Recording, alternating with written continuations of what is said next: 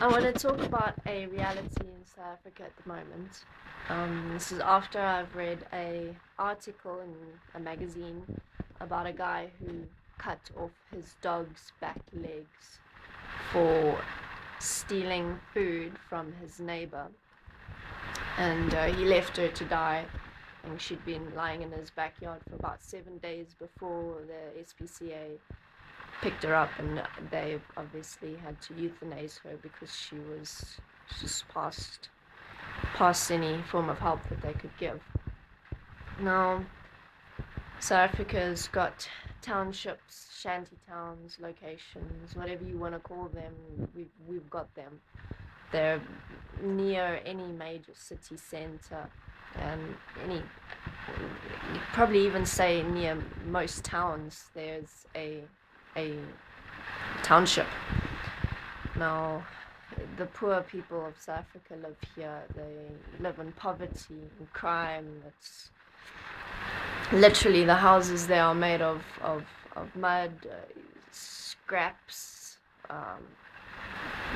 sticks. It's not the kind of place anyone would want to live in, but there's a lot of it here. Now, with each location comes thousands of animals that don't get fed properly, that don't get sterilized, so they breed continuously and just create a cycle of never-ending suffering. And so it's in one of these places where this happened to this dog. And the reality of the situation is that the people, I mean, they don't give a shit about animals. Animals are seen as a lower form of life than what they are. And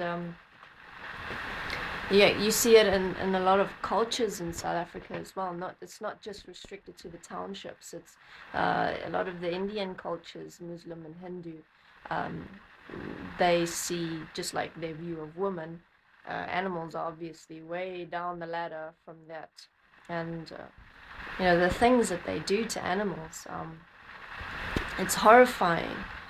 There was at one point a few years ago a scam, or I don't know, whatever you want to call it, but men from townships would stand next to a busy road with a box of kittens or puppies, and they'd stop drivers in their cars and tell them that if they didn't give them 100 rand, they'd kill the kitten or the puppy.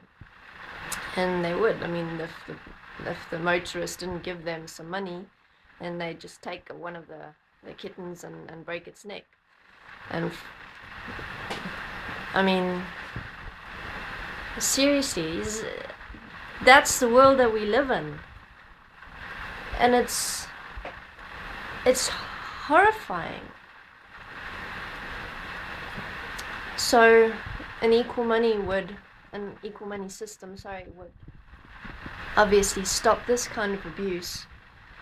And we need to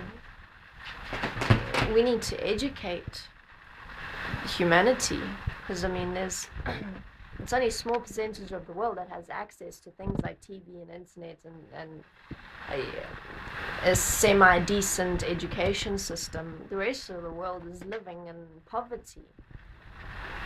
So we need to take steps.